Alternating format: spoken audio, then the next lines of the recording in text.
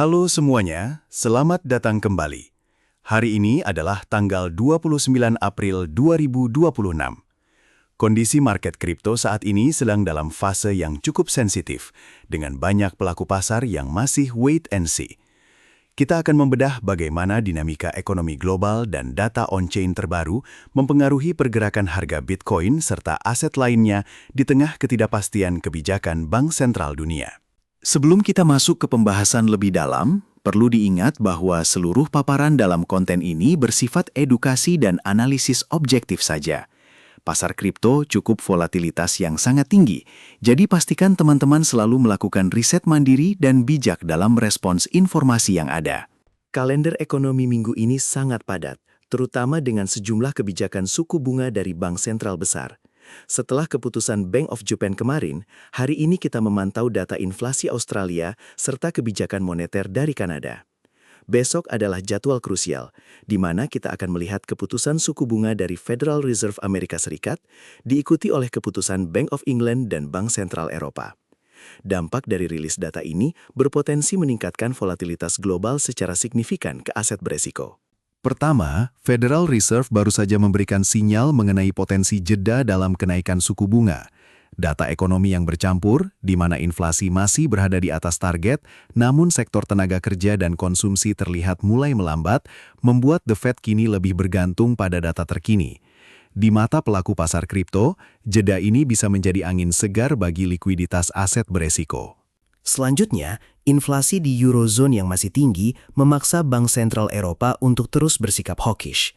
Meskipun ada perlambatan ekonomi, tekanan inflasi yang persisten membuat mereka mempertimbangkan pengetatan lebih lanjut.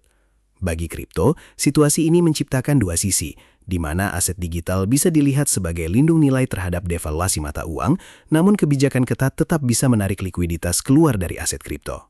Terakhir, Bank of Japan merevisi proyeksi pertumbuhan ekonomi mereka menjadi 0,5% dan menaikkan target inflasi ke angka 2,8%.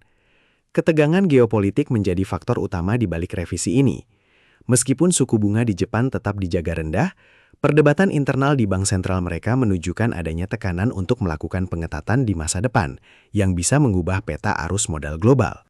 Indeks Fear and Greed kita hari ini berada di posisi 41, yang masuk dalam kategori netral.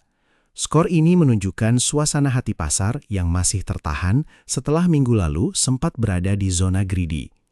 Ini adalah cerminan dari kehati-hatian investor yang menunggu kepastian dari arah kebijakan suku bunga global.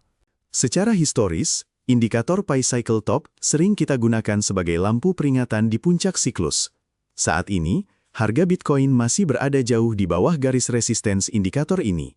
Jarak yang masih lebar ini memberi kita gambaran bahwa pasar saat ini belum menunjukkan tanda-tanda overextension yang ekstrim seperti yang biasanya terjadi di fase akhir pasar bullish.